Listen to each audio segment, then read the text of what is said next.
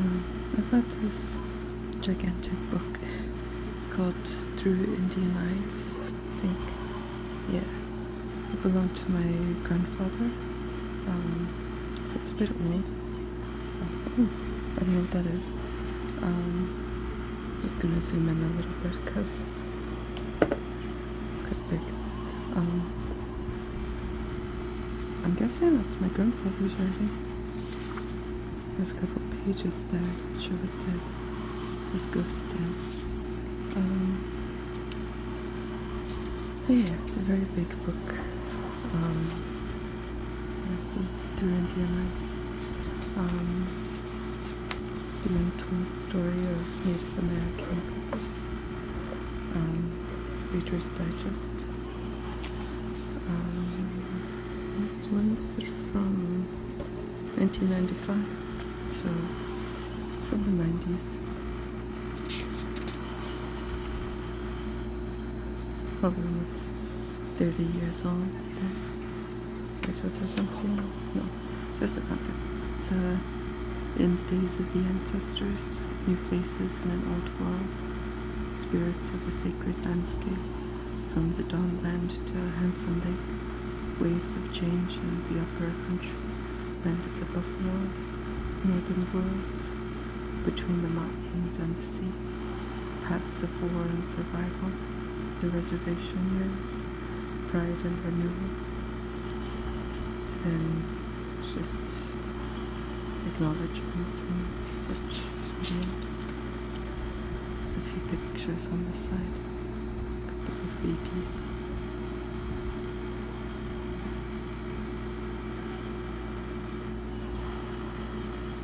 On the other side. So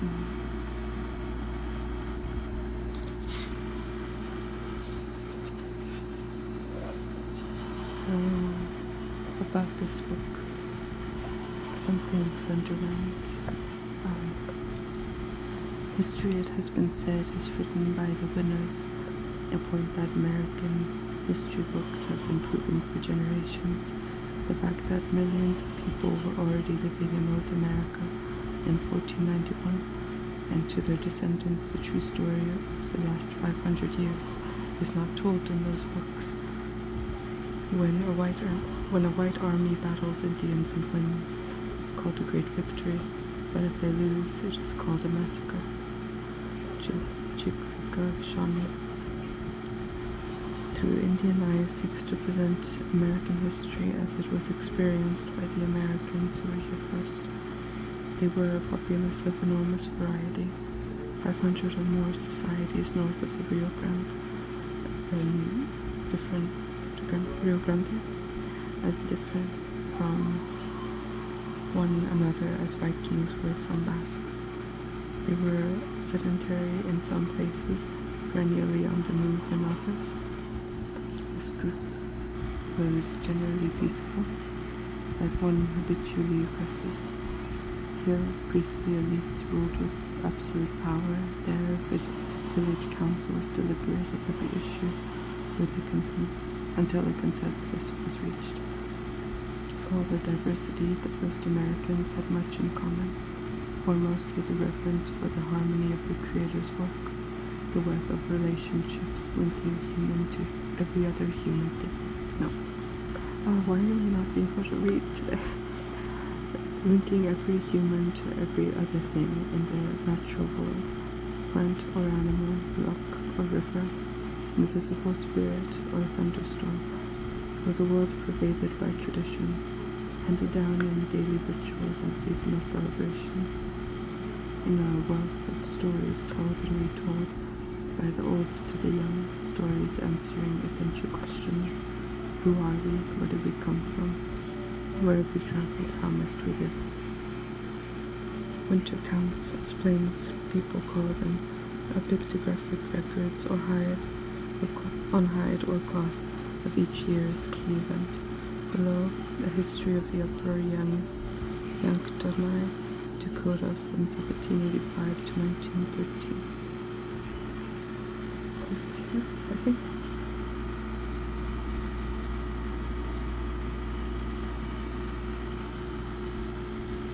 So stories here. These stories were the libraries of our people. In each story there was recorded some event of interest or importance. Our people enrich their minds, who keep their history and beliefs of memory. Luther standing there, recorded.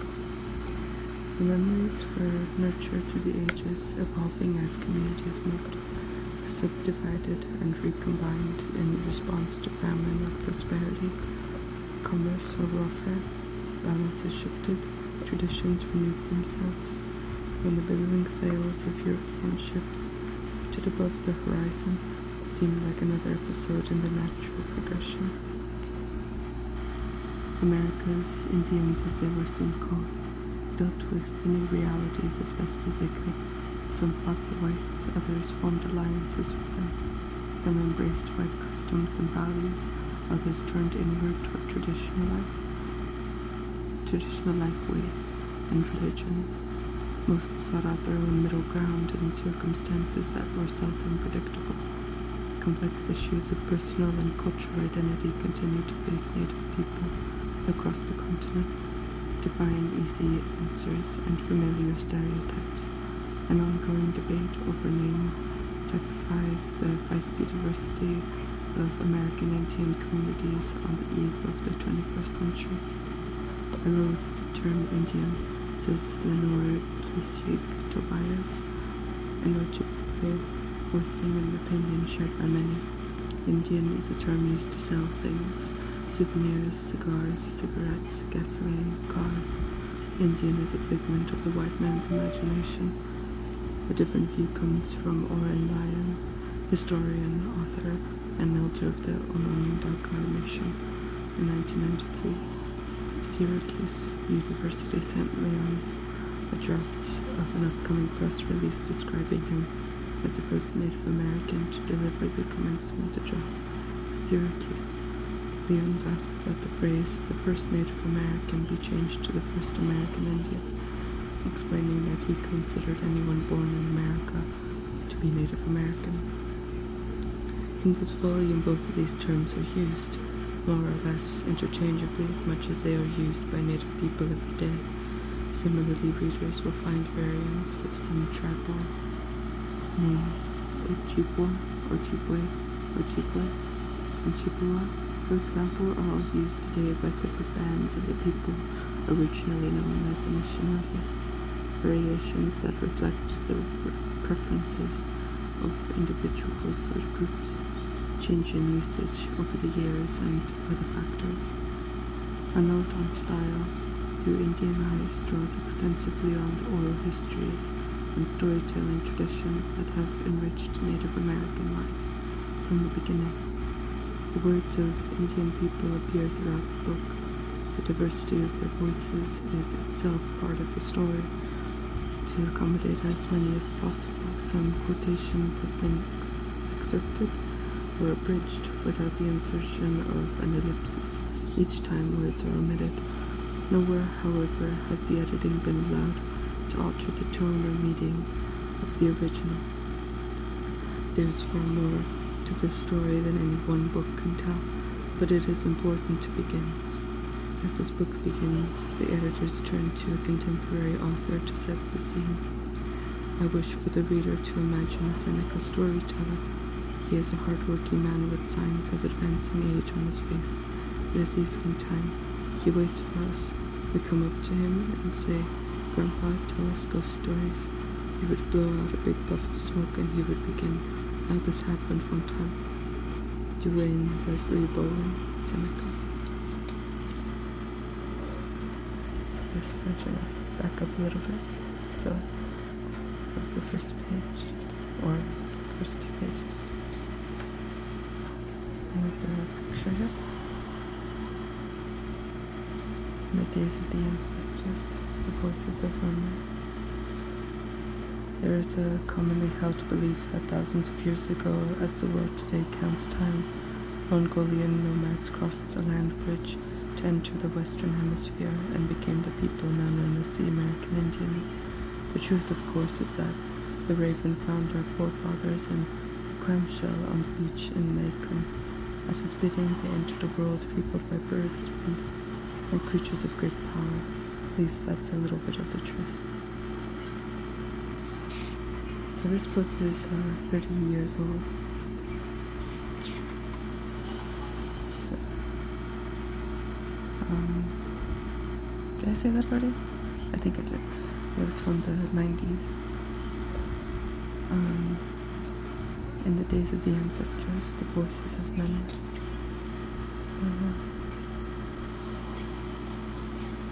So there's some pictures and the map. I'll start reading. In the beginning, according to a story told by the Tewa Pueblo, the people lived underground in blackness. They did not know that their world was dark because they had never seen sunlight or the blue sky above. After a long time, the people began to get restless and said to one another, Is this all the world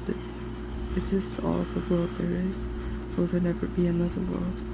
Then Mole came to visit them, digging his way along through in the darkness, with his little paws and sharp-pointed nails. The old men of the people asked Mole, Is there more of a world than this, friend? Mole replied, Follow along behind me. Then the people formed themselves into a line behind Mole, and he began to dig his way upward. As Mole clawed away from the earth, the people took the clay from his paw hands and passed it back along their line to get it out of the way. This is why the tunnel that Mole dug upward was closed behind them, and why they could never find their way back to their old dark world. So ended the story. A brighter beginning occurred one sunlit spring day, somewhere along the coast of what we know as Alaska. The sound of two stones rang out through the ancient stillness. Two stones striking together hard enough to break. It was an alien sound to any animals that heard it. Yaks, mammoths, short-faced bears, perhaps. Because two stones rarely collide in nature. Thousands of stones, yes, and the surf pounds a rocky beach or a mountain crumbles on a landslide, but not just two. The sound was an audible omen, a tattoo that drummed in the arrival of a new species on this side of the planet, creatures that would bring change across the face of two continents. The stones striking each other rhythmically, purposefully, could only have been held by a dexterous alien, an invader with a curious brain and prehensile hands. Slower than most beasts, weaker and smaller than many, he had an advantage in knowing how to make weapons to hunt the faster, fiercer animals that were his quarry. He was something new under the Arctic sun. So there's this picture here. Is this a capsule photo? Sorry, I keep hearing a bug buzzing by my head. Better don't be a bug. Don't like bugs. So, clockwise from the right, prehistoric panther images on the walls of Pecos River Canyon Shelter are likely contemporaries of a whale pictograph found in Ozette, Washington. The bear or opossum on the shell sandal ornament from the Great Lakes region was etched between 1500 and 500 BC. Preceding page from ancient Kaya, a ceramic figure celebrates the renewal of life and a bond of a mother and child. So that was this one here. Oh, so that's a baby. And then up here is the shell sandal ornament. Yep. This whale pictograph. Bear. This is a whale. Is this the bear ones? Or, oh no, it says bear or possum. Oh no, this one is the panther one. So this is the panther ones, I think. That's the whale. Then down here, this little guy here. The 500-year-old shell artifact below from Ozette, Washington illustrates a macaw creation story in which moisture from a weeping mother's nose fell onto a mussel shell and became an infant. This is here. I think that's it. That's all on this side. So, how can it be known for sure that skillful man came to this hemisphere fully human, that his continent is one of immigrants? Because all the remains of ancients ever found here have been Homo sapiens.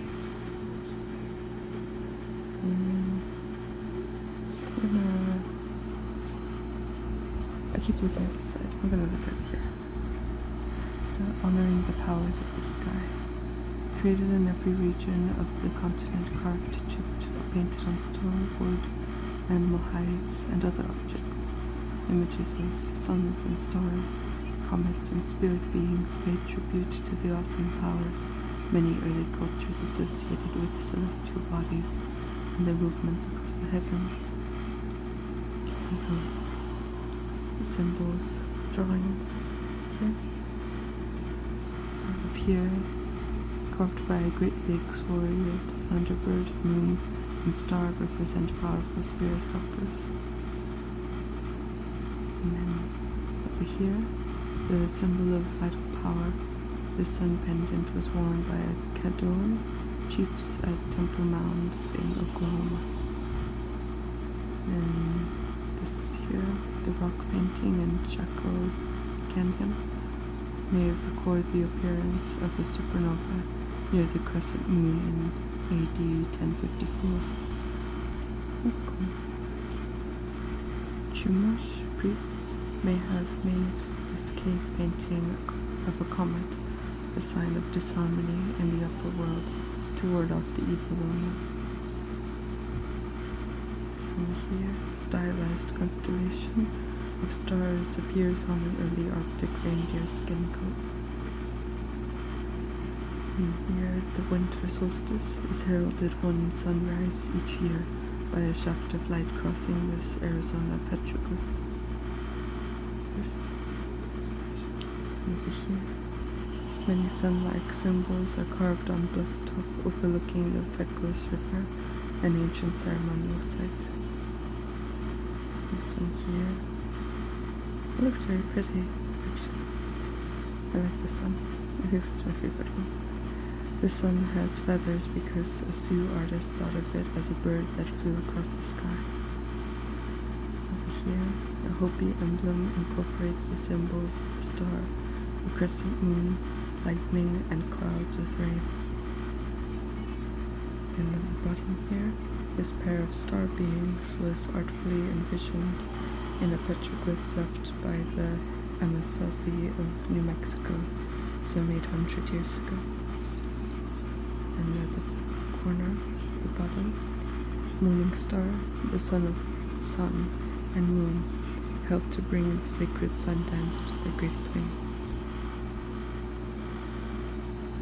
And there's this quote here, Salish creation story.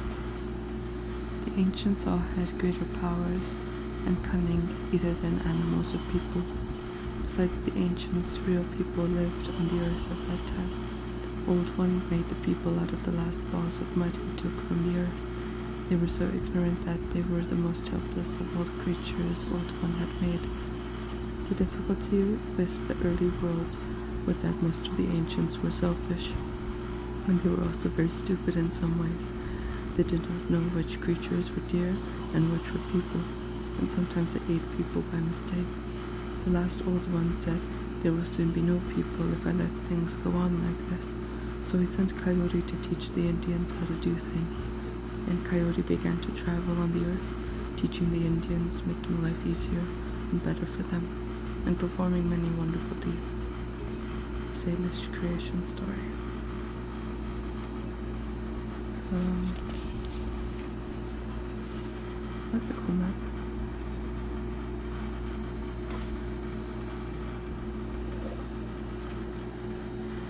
Over here, the Iroquois traced the beginning of human life to a time when Sky Woman fell to an island created by a giant turtle which grew in shape and size to become North America.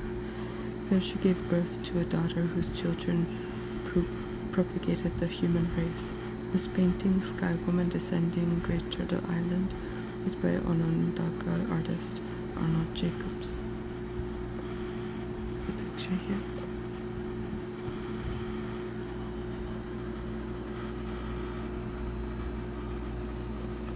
So I could tell that this is a map showing people coming in from the Beringia this way.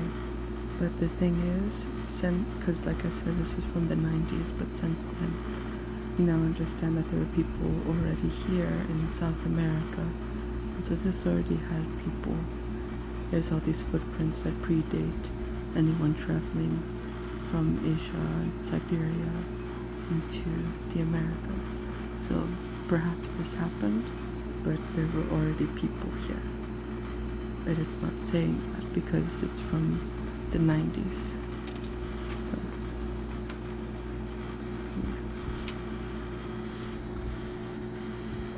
and there's this picture here. This Clovis toolkit has fluted points, second and third from right, and stone tools with single and double edges far left and right. The bone shaft wrench center may have straightened spear shafts, while the foreshaft to its left may have attached Clovis points to shafts. So, a pretty picture here. This is overland migrations from Asia ended when rising sea levels flooded Beringia, leaving a landscape of ice, ocean, and jagged peaks.